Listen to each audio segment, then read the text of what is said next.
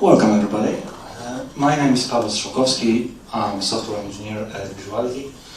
And today I'm gonna tell you about fuzzy text search in Ruby. So in other words, how to find something when you don't really know what you're looking for. Let me give you a bit of background. We had a situation. We had a client who has a recruitment company, but they also maintain a job board site. They post job offers.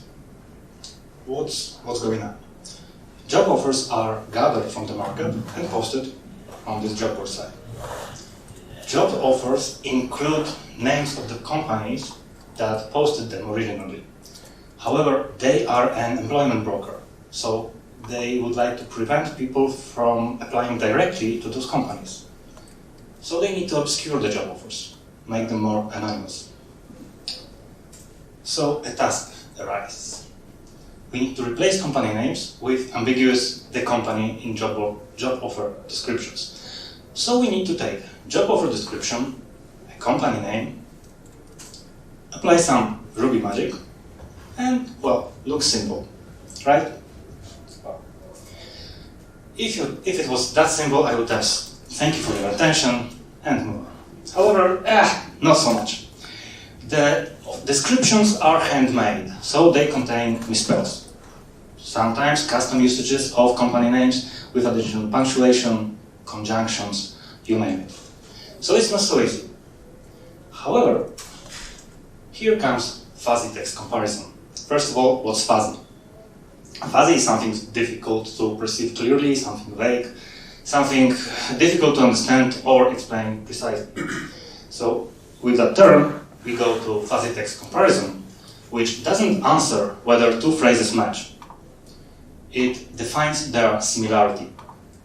Fuzzy comparison is a string matrix, measuring the edit distance between two phrases. So in human words, it measures how much does it take to go from one phrase to another. How many edits you have to make to one phrase to get to another one. There's a whole range of similarity metrics measures. We'll be using J.R. Winkler's one. I invite you to Wikipedia to read about all of them because that's pretty interesting. How such a measure work? Let's assume we apply a similarity measure on two phrases. We get a value from 0 to 1. If we get 1, that means that those phrases are exactly equal.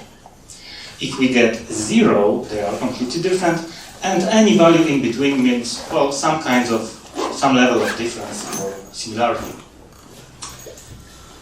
Let's take a look how it looks like in Ruby. We'll be using fuzzy string match-gen, which is a ready library for J.R. Winkler's similarity measure. So I've created a very simple wrapper function, which takes two phrases, sanitizes them a bit. Why? I explain later. So we downcase the phrases, we remove all the white chars, punctuation, and so on, and we send it to this J.R. Winkler's similarity measure, and we round the result to 2 decimal places, just for readability. Let's run it on a few phrases. So let's compare WRUG and JavaScript. As you may see, those phrases have nothing in common, which we all know. However, if we compare WRUG and Ruby, well, there is some level of similarity between those two phrases. If we compare WRUG to WRUG, we get 1, because those phrases are exactly equal. However, let's take a look at a bit more useful cases. If we compare John and Johnny, you see those phrases are almost the same. Their similarity level is almost 1. The same if we compare Gandalf's wife and Gandalf the White, even though there is an additional word in between them. However, the phrases are very similar in fuzzy terms. That still doesn't answer how to find those company names and how to replace them in the job offer descriptions, but let's go there. Let's think how such algorithm should work. So we have to take a piece of text and take a phrase. Find all occurrences of the phrase. This we had covered already by GSAP. However, now we can also find something similar to that phrase. And once we do that, we can replace all the found occurrences with a given substitute. Before we get to the actual algorithm, let's make two assumptions. First of all, how similar something similar is. As I said a second ago, we are going to find similar phrases. But what level of similarity should mean equal for us? If we are looking for a similar phrase, what should interest us? Well, it was kind of a guessing game at the beginning. So I started with something around 08, I think.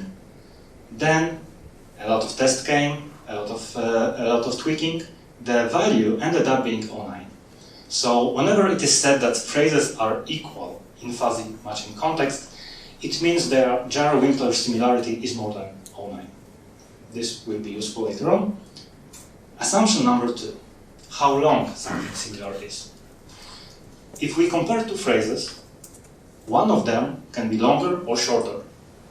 Like, let's imagine the company name would be Gandalf White. So Gandalf the White would be something we would be looking for. However, this is longer. So it's not only comparing two words to two words, it's comparing two words to a phrase that might be longer. Again, we had to start with some kind of assumption, but I had quite a lot of materials, like test materials, for the algorithm to be prepared for. So after some deliberation, I decided that the matching phrase might be up to 2 words longer. So we would match Gandalf White with Gandalf the Big White, but not with Gandalf and the Big White, in this case. Let's sum up the assumptions. So phrases are equal if their similarity level is more than 09, and matching phrase might be up to 2 words longer than the searched one. Simple enough. Finally, for the algorithm. I'll explain it using a small assignment. So assignment is, take a story, find the name Mary John and replace it with ambiguous the girl, to make it more anonymous. Well, we start the assignment and finish with the story title. We won't go into the content. So the title is Mary as Jane of House Visuality. And there is kind of a problem already. Somebody has taken wrong Mary and even used some additional middle initial. So now the assignment is take Mary as Jane of House Visuality and find the name Mary John. Let's try. The algorithm has only 3 steps. It's in fact very simple. Let me explain. The first one is break into pieces.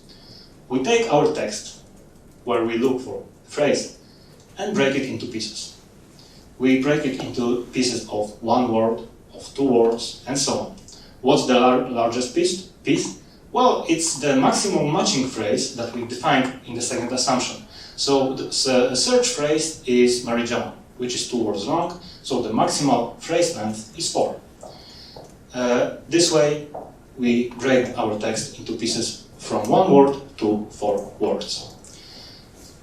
The next step is, I think, quite obvious. Let's just compare all of them to the search phrase. So if we compare Mary John to of House Visuality, well, that's not so similar. Neither is Mary John comparing to Mary S, but it's a bit more similar. Within all the pieces that we've broken the text to, we found 2 equal phrases, equal to Mary John, at least candidates. One is Mary S. Jane of, the second one is Mary S. Jane. And we have to decide which of those are actually going to be returned from the algorithm. Let's take the longer one. We defined its similarity level to be 092. However, in one of the assumptions, we thought about the idea that the searched phrase might be longer, and we defined it might be up to 2 words longer. So we have to predict that the phrases we find might be longer than we need, just as in this case. So for every phrase we found to be equal to our search phrase, we cut a word on the left and we cut the word on the right and check such phrases whether they are more similar or less. So we cut Mary from Mary S. Jane off. We get S. Jane off, which is not that similar. We cut off. We get Mary S. Jane, which is more similar than the initial phrase. So we just found out that the subphrase of Mary S. Jane off is more similar to our Mary John. So at this point, we can completely forget about Mary S. Jane off. We've clearly discovered that that phrase is too long. We'll stay with Mary S. Jane. However, recursively, we are still trying to cut a word on the left and on the right to check whether there is something more similar. However, neither S. Jane nor Mary S. are more similar than Mary S. Jane. So the winner is Mary S. Jane. If we apply the algorithm on the sentence Mary S. Jane house visuality, looking for Mary Joan, we'll get Mary S. Jane. Okay. That's a bunch of splitting into arrays, a bunch of similarity checking, but how fast is it? Very simple benchmark. Let's run this algorithm 10 times, divide the execution time by 10, round to 2 decimal places. However, the text now is a bit longer. It's almost 8,000 words long. It's a random text from Wikipedia about NBA. That's why Chicago Bulls and young player in the search phrase. I've run this algorithm and this benchmark using the first 3 phrases, longer and shorter. However, the execution time stays the same and is quite low. Again, this text is 8,000 words long. The execution time is under a second, well, far under a second, is 140 milliseconds. Once we start to make the search phrase longer, the execution time increases, which is quite obvious because if we have more words in our search phrase, we have to break into more pieces or more combination of pieces. So the execution time increases. However, it's still not that bad. Okay. Whenever you want to tackle such a problem, you will get into similar issues that I have. So let me give you a few tips. First of all, skip characters that make your fuzzy comparison blurry, like harder to perform. For example, punctuation. When I compared company names with company names, and I saw something like Johnston, Peterson, Clark with commas and without commas, for my use case, those phrases were totally equal. So while comparing, I was sanitizing each phrase, removing commas. In your case, Spider-Man might equal Spider-Man because when you will be looking for such phrases, you might not care about white characters. So you might want to sanitize those phrases in these terms again. The next thing is very English specific. Saxon genitives. When you're looking for Superman, in the sentence Superman's powers include, you might want to think that the Saxon genitive, apostrophe S, it's not something that you really want to return. Because, well, in fuzzy terms, this would match, there is no space between those, so the algorithm in general wouldn't cut the apostrophe S. However, you might want to think that that's something that could be handled. Second thing, similarity, at least in the case of this gem, is very fast. This benchmark executes 1 million similarity checks and then divides the result by 1 million just to get an average. And let's assume we compare WRUG and Ruby. That's less than 1 millionth of a second for one comparison. If we extend the phrase, make it a bit longer, well, the execution time, of course, increases. However, it takes the entire alphabet compared to an alphabet in reverse to get to the execution time of 1 millionth of a second. So in general, it's quite fast. That's why it can perform checks for text of several thousand words in under a second. Well, sometimes I've been talking about sanitization of the phrases. Sometimes you want to skip the white characters, sometimes punctuation. Perhaps there is more. If there is more to be sanitized, you might want to think about a hash table to keep all the results of the similarity checks, just so you don't compare the same phrases over and over again. In this algorithm, when you start cutting words from the left and from the right, you get into situations when you really compare the same phrases over and over again. So such a hash table might come handy. However, when the texts aren't that long, the execution time of a similarity check is so low that for the most part, you don't even need it. And as for the tips, this is my favorite one for this algorithm, test-driven development. You might love it, you might hate it. However, in here, those algorithms are very goal-oriented. When you implement such an algorithm, it's very oriented on your specific goal. So at first you need to define it. Otherwise, you can tweak it for a year and not get anywhere. You have to really write down what you need, exact use cases that you need this algorithm for, because otherwise you really might not get anywhere. I will leave you with one more example. So far we've been working in English, which is quite an easy language. You don't get words in different forms in English. But I can think of at least one other language where there are forms. So let me present you an example in Polish.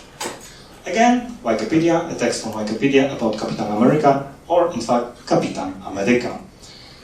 In this case, we have Kapitan America in Polish in different shapes and forms. Let's apply the algorithm on this text with the phrase Kapitan America to be looked for. As you can see, the algorithm, even though it knows nothing about Polish, especially it was tweaked for English with those Saxon genitives, however, it's still able to find all the usages of Kapitan America or phrases related to that within this text. Thank you very much for your attention. Perhaps there are questions. Yeah. Going back to algorithm, when you decide which phrase you should use you should replace. Why you didn't choose to decide it based on the high score? Because it might be the case that you might need both, in fact. Because the text might be long. Let's say you have two usages. One is AB, word A and word B, and the other one ABC, but they both match. Mm-hmm. It's not that you are sure you can get rid of one. It might be the case that you need both. I hear that I'm not really answering your question.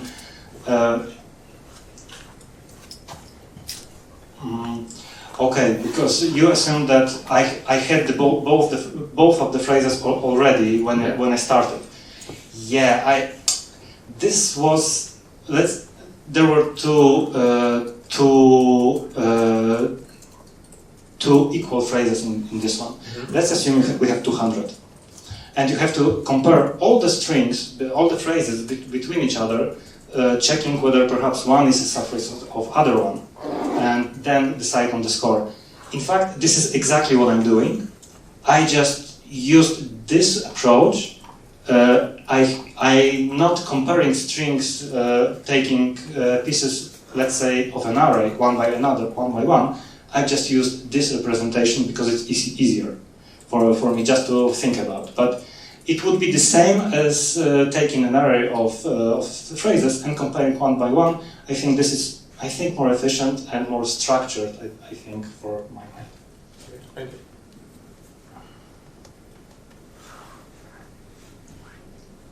Thank you very much.